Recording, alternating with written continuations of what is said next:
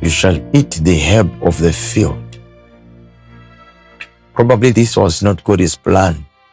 He wanted you to eat meat that he had given you for food. But now he's giving you even herbs.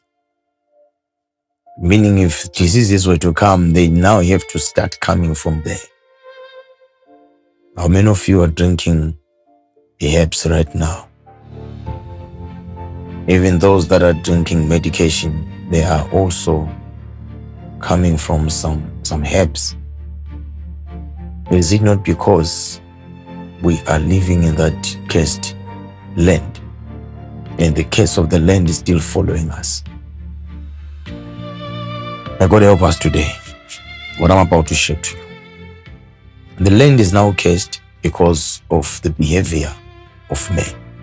The land is now cursed because of the conduct of men. God didn't want thistles to be on the face of the earth. God